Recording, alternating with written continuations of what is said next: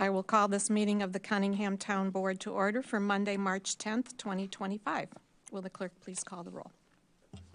Trustee Wu, Trustee Evans. Here. Trustee Hersey. Here. Trustee Colasetti. Trustee Bishop. Trustee Wilkin. Here. Trustee Quisenberry. Here. Mayor Marlin. Here. Supervisor Chenoweth. Present. Assessor Owana. Okay. Next item is approval of minutes from two meetings. One is the public hearing minutes from December 9th, 2024, and the meeting minutes from December 9th, 2024. Could I have a motion for approval? So moved. Seconded. Moved by Grace, seconded by Chris. Any substantial corrections? All those in favor, please say aye. Aye. Aye. Aye. All those opposed? That motion passes. Additions or changes to the agenda? I believe you're polling item number 8. I'm sorry. Yeah, I'm pulling item number 8 at the recommendation of the attorney. Okay. Public participation. Does anyone wish to address the Cunningham Town Board? Seeing none, we'll move on to committee to verify bills. Pull up the packet here.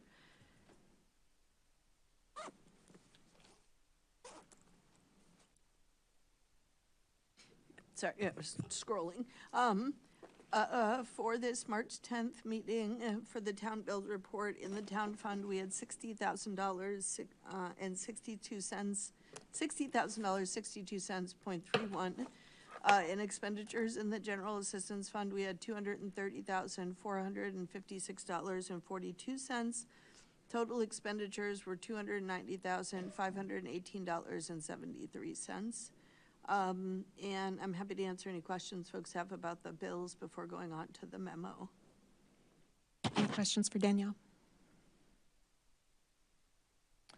Can I have a motion to approve the town fund and general assistance fund report? Yeah, I move approving the payment of the bills. Second? Second. Moved by James, seconded by Sharice. Any discussion? All those, will the clerk please call the roll? Trustee Evans. Yes. Trustee Hersey. Yes. Trustee Wilkin. Yes. Trustee Quisenberry. Yes. That motion passes. We'll move on to report. Thank you. Yeah, and I just want to acknowledge and welcome Shayla Kenyon Bass-Briggs, our deputy supervisor, who's with us this evening as well. And has contributed to the report, so if there's certain questions that she can answer, she's here to do so. I just wanted to pull out a few things. You have the memo before you. Our calls for service are down from throughout. It was basically off the chain over the winter. I've been trying to report that to you on a monthly basis. We are now we had 1,230 calls for service in that month. February is a little bit of a short month, but still I think it doesn't account for the difference. It was 1,625 before. We were getting up to 1,800 calls going into the winter. I started to have our front desk also to report on emails. I don't know why utility assistance is not included because we get a lot of messages around that. I think that's probably because those are bills being submitted maybe after a phone call, so I'll check on that. But basically, we received 159 emails in addition to the calls for service, and we're still about where the Urbana Police is on an average basis monthly. General assistance has been unchanged in terms of the numbers. So we've been pretty much hovering around 100 during this year. We do have a significant number of folks who are homeless on general assistance. We had gotten that number to almost 0, and it has been rising. We are really concerned about Social Security. I know that we're not alone in that concern. We saw a record number of SSI, SSDI cases awarded right at the end of the last administration. That probably was an attempt to move a lot through. we've seen it's difficult already to get into Social Security Administration here locally.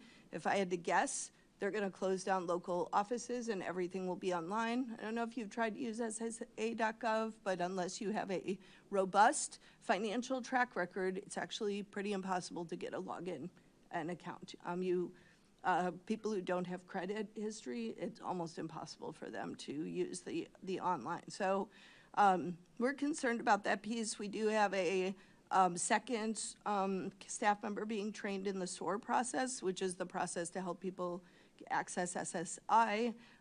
It's usually twice as likely in half the time. And so she is about to be certified in SOAR, and we will continue to help people apply for Social Security disability. And I think it'll be more important that people have an advocate to do that. And then we are seeing a slowdown on rental assistance. I think pre-pandemic we were at about 10 households a month. We're at 22 households. This month and then the month before in January was 23 households. We are, in terms of bridge to home, I think one of the key issues around street outreach is that we lack safe, warm places for 24/7 for people outside of our only nighttime shelter. And Strides is planning on putting a technology center in their shelter, which I think will be really important for them to be able to have people access digital resources and apply for resources online. That said, it's going to take half of their day room. And so they have a capacity of about 35 people that will go down to about 10 to 15 if they create that technology center. So that there really isn't any place to go.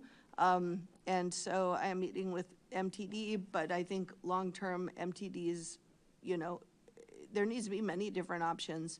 And public buildings need to be open for people to access safe shelter, and that includes the city building, that includes the fire station, that includes where people are 24/7. We're really going to have to diversify those. I will give you point-in-time counts when I have them. I think I mentioned at the last meeting, we were counting about 53 people outside. I think yesterday I got an update that it was 54. That is surprising to me, given that I thought we housed every known person who was outside. You will see a significant increase last month in terms of number of people served. Let me see anything else I wanted to pull out. We are launching our help desk at Urbana Free Library tomorrow. We will help people apply for any township assistance program, and then all of the related materials like SNAP and Medicaid and whatnot. And that is being staffed by our peer leaders who have been trained through the community data clinic at the U of I, and they are paid staff members, so they're similar to interns and they will receive minimum wage payment. And then, let's see, I will say a slight increase in food assistance.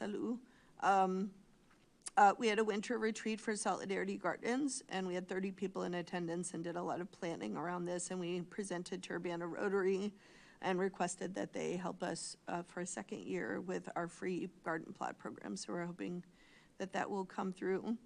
We attended the food summit, and we had our third and final welcoming event. We were able to stretch the budget with the SMAS grant. We had a welcoming event with a mobile DMV, and so we had seen over 200 families in the first two events, and I think this last event was bumper crop. We actually had to dip into angel donor funds to just serve everyone in need, but we were able to take care of vehicle registrations that were expired and driver's licenses.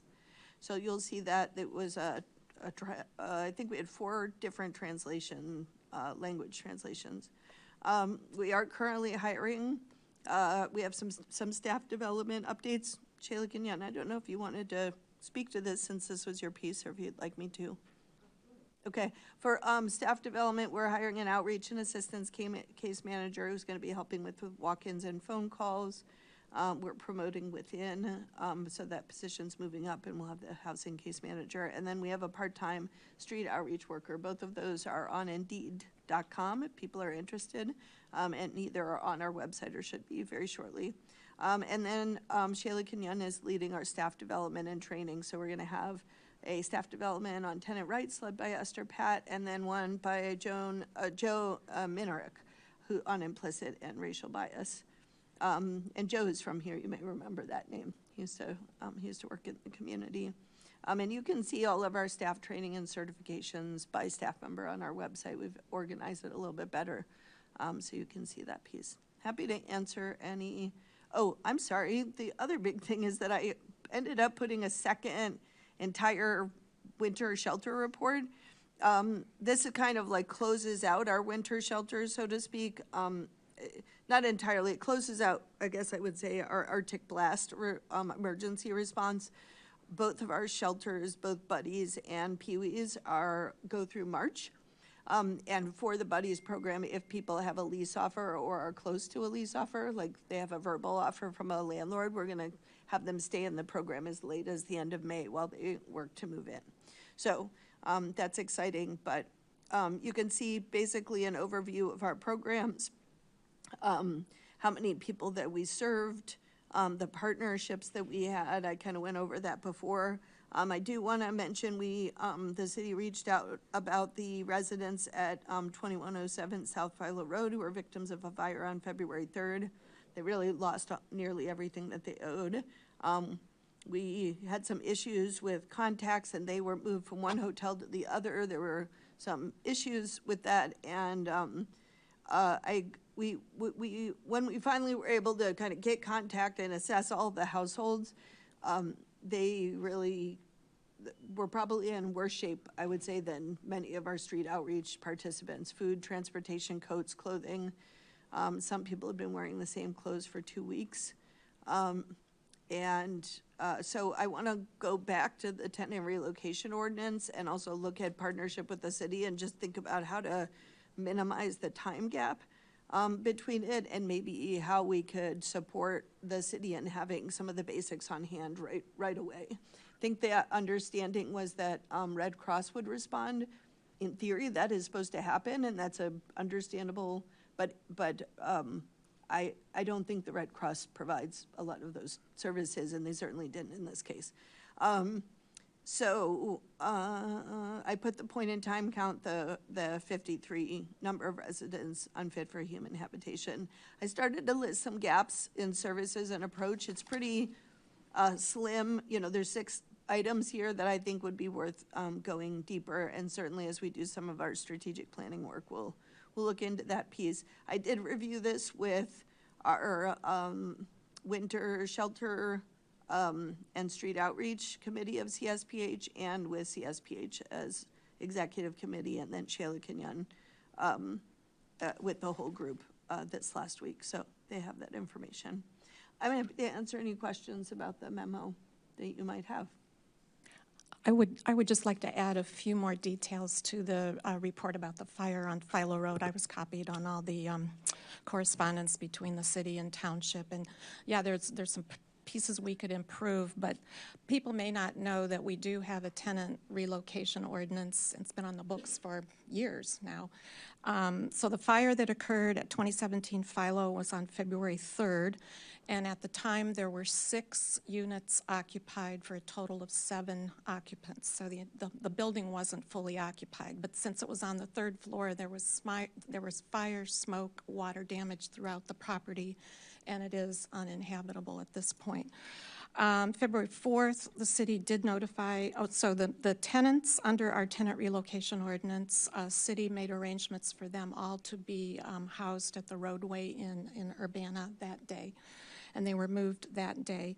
February 4th, the city notified township that the tenants were at roadway. We had first names, we did not have last names. And I think there's a form, I think it was the Bridge to Home form that Nick was sent. So that's something we should have on hand rather than trying to get it after the fact. We did get the property, township was provided the property owner's name and address. The property owner is located in Brooklyn, New York, and they're not the most responsive, to put it, you know, That's being really nice. put it mildly. Yeah, they're terrible about that. The city had rented rooms until the 17th at Roadway, but ended up relocating five of the residents over to Motel 6, and we had funds for housing through the 24th. I don't know, is it Bridge to Home that's now covering their residents? Yeah, so From- everyone exited except for two who appeared to qualify for our programs, and we've assessed them. One exited today, and to friends and family. Great. And the second one, we're looking to combine hotel rooms, and they are looking with another participant, and they're interested in seeking housing together because of their income level. So they're looking to buddy up. Okay. Yeah, I there's think, no- okay. I'm There's sorry. no one that I'm aware of who was exited to street homelessness. We were either able to provide for them at Strides, or we were able to reunify with friends and family. Okay, good. Yeah, so I think if we can get a link to that form or have paper copies of that form on hand, the city does provide a letter to people when they are being relocated, and that would be an additional thing that we could get filled out right there on the spot. But otherwise, people had a place to stay after the fire, and so it was a good joint effort, I think. Any other questions, Grace? I had two, but maybe I'll just do one because I saw another hand. One for now. So I appreciate that from the mayor. That was my question on how the city could better work with the township on that relocation. And I hear getting the names and info and having that bridge to home form. And I was wondering if there was anything else. I know you have kind of a bigger plan, but if there's any kind of quick preliminary answer on ways that it could be improved. I think that, so Esther and I were authors of the tenant relocation ordinance. The original ordinance was scaled back. And I spoke with her after this event, and we talked about re-looking at that ordinance. I've also urged the city of Champaign to have something similar, because they have a really difficult situation at Champaign Apartments right now. That's much larger scale situation from what we experienced on Philo Road with over 500 units. And they have no relocation ordinance. I am grateful that the city provided through 3 weeks instead of 2 weeks, because the third week was actually an Arctic blast. And had they been exited, at that point, and we hadn't really been able to make contact with them. Some had reached out to us, but we ended up proactively reaching out to them. But because of that extra week, I think that they were in a safer place. I think the issue is that putting someone in a hotel is insufficient, because they didn't have any food, coat, transportation, or clothing. And when we wrote the tenant relocation ordinance, I think it was for situations where the landlord was letting the property get down to a certain level that we assumed people could pack a duffel bag and had time to move and weren't necessarily in an emergency situation. So to be in a situation where you literally are evacuated from a fire and have nothing. And I know I've received calls from the lieutenant at the fire department here as well in a similar situation. And we were able to kind of troubleshoot on the phone. I think it was Christmas Eve or the 2 days before Christmas, and kind of talk through how to handle a really tricky situation. And I just think going from a more informal relationship to a formal relationship where if the city is going to bring folks over to the hotel, that basically like a street outreach worker, you know, we bring food and essentials, or the city has those on hand and we're able to bring them to make sure that they have, because they were in, especially because they couldn't walk outside of the hotel because it was sub-degree weather. It was like a terrible perfect storm of all these, you know, the fire, losing all your things. And so my concern is just stranding people without their basic necessities. Now, I know that the letter they received said that the Red Cross was coming the next day between 2 hours. And I've been talking to the residents, and I can't confirm that the Red Cross ever showed up. I don't think they ever showed up. I don't know. I mean, historically, that is who provided the emergency response, Yeah. in the immediate aftermath, and then township would Yeah, follow would come up. after, exactly. So that's another thing we need to confirm what the status of the Red Cross is. So I think it was great that they had housing, because in Champaign, they wouldn't have had housing at all, and really regrettable that they didn't have basic needs. And I think when we met with them, I mean, I had a case manager in tears in my office afterwards because it was a really devastating situation. And so just thinking about when people have a devastating situation, and fire is the one that comes up frequently where I feel like there's real gaps. If somebody already is in a situation where they have few resources or community connections, and then there's a fire or utilities turned off or something like that, I think I would really like to just spend some planning time with the city to think through how can we interleave our programs more closely so that we can really meet everybody's needs right away and not have them wait for basics. Sharice? Thinking about all that, everything that you were just saying, the thing that comes to mind first with me is when these kinds of emergencies happen, does the city have anybody on staff that does that other than the fire department? We do not. Okay. Is the social worker position filled that was authorized in the budget? That was one question that came up during this. Or have it not been filled Yeah, yet? he's here. There is a contracted social worker? Yeah. Okay. So But- maybe that would That would be, be the logical, yeah. But I'm just thinking as far as 24/7 on call, something I don't think we have anybody on staff that's like that. Not 24/7, no. Okay, the other thing that came to mind, that's good to know. The other thing that came to mind with me is like when you said, basic needs, because I understand those basic needs need to be met. Maybe there could be something put in place where we have, whether it's township or city, but like $100 voucher or something for them to go to Salt and Light, Goodwill, something like that, so that their basic needs can be met. I know Salt and Light also sells food. That could be two birds with one stone. And when you have nothing, something is often better than none. So being able to meet those needs with the voucher, Salt and Light sends that back to us. It's been used. We pay them with it's like an invoice. And again, typically, that's what Red Cross services used to do. Yeah, I don't so know what happened that night. that is definitely something that's going to have to be figured out more than just having a conversation in an open meeting right now. Correct. So I don't know how. That's just flying off the top of my head and thinking of how some of these issues could be done, and it would obviously, to me, have to go through the fire department before we talk about a social worker, because of the simple fact that they're the people that are on site. yeah, exactly. And could fire and police, they are 24/7 workers. Right. And so can they be equipped with some basic needs packages so that people can get bus tokens, basic food, clothing, coats, some of those material needs when there's an emergency? It just seems like it might be more efficient to include those in those 24/7 staff roles.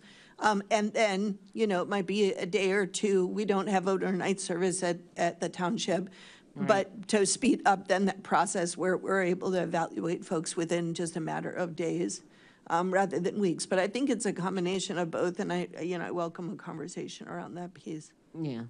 Okay. Chris? Daniel, do you have a guesstimate on how many people in Urbana are receiving Social Security benefits?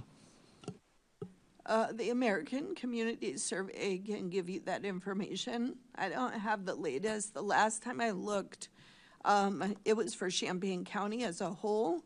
And the number, I think you remember the SSI numbers and showed how SSI users have gone up. So the SSI participants in the county increased by about 21% between 2008 and 2018. So we definitely have seen an increase in folks And according to, this is again a little bit out of date, and the recent census was kind of flawed, so I'm looking at pre-pandemic numbers. It was about 3,200 people in Champaign County live off SSI. And that, I don't think that includes SSDI, that's just SSI, looking at folks at the kind of lowest rung of payments, disability payments. Any other questions? Grace? Oops, excuse me, thank you. I think that this is okay time, but let me know if not, during this reports of officers to talk about Champaign Township, and if you had any things you could share about how that went for Cunningham Township, and pulling the item and other ways people could be involved if they would like. Yeah, absolutely. So I would encourage, I know the town board has been very supportive. I think you have seen both town boards actually in our sister city and here have been very supportive of the townships and the tax levy. It was a unanimous vote in Champaign to put the proposition on for April 1st to increase the limiting rate for the city of Champaign Township. Even with the increase, so Champaign and Cunningham Township's property tax rate, they're 1/10 of our rate right now, like just a tiny fraction of, and they're one of the lowest in the state, and certainly the lowest for any community our size that looks like us. And so they've been stuck under tax caps, and their entire tax levy brings in about $900,000 a year. So if you compare that to our tax levy that's bringing in 2.3 million, and we're half their size, it gives you a sense of what they're up against. So each year, the city of Champaign has to, they run out of funds for rental assistance. They haven't increased their general assistance in years. We have a higher general assistance payment. We're following the state recommendation.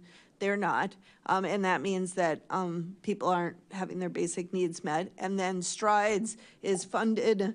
It's our only 24/7, 365 days a year low barrier shelter for the county as a whole. And so a loss of that, we already saw that Strides was full. To lose that would just be sliding backwards by 10 years. And so one of the ways that if there are folks who are interested in knowing more about that, there is a website, yeschampaign.org. There is the resolution information on the City of Champaign Township website. I did pull the resolution because the word support can be misconstrued. So certainly we're not doing financial support for the proposition in any way. But it was recommended that that each of you as an independently elected official can make your choice about whether or not to support and endorse. The other thing is, for folks can talk to your voter friends in Champaign and let them know about the resolution. In terms of what it's done in Urbana, it's very simple. 63% of residents in Urbana during a pandemic voted to increase our taxes. They pay about, somewhere between $10 and $100 or more per year. In most cases, it runs around $30 to $40 in total for the year in addition. And what we did is we've essentially come very close to eliminating family homelessness in Urbana. So it is very, very rare that we have folks on our waiting list who we are not moving into housing. It's almost always that anybody who is literally homeless, who's staying at Crisis Nursery or has kids in Urbana schools, is now housed. And that has largely been, and that is sustainable past ARPA dollars, past grant funding from the state, et cetera. So it's had a huge impact. And I think, we've been able to absorb family homelessness. We only had 8 units before for the whole county. Now we have 16 with flex hotel rooms. We've been able to provide a lot more rental assistance and prevent homelessness, which is really important. Been able to increase general assistance payments, and we've supplemented that with grants and private funds. And City of Champaign does have the similar grants, and they will continue to be seeking that grant funding, and they'll need funding for the full diversity of services. But for the basic minimum, the tax levy will be really important for them. So I don't know if that fully answers your question, but what I can say is that we work every single day with folks who are residents at Strides or moving out of Strides, and the impact of having a safe place where you can lay your head, it cannot be underestimated. It's really a basic human right and human dignity for people to have a place to go that is safe for them. So one of the many things that we can do in an era where HUD workers are being laid off, and we're looking at some significant budget cuts in housing at the federal level.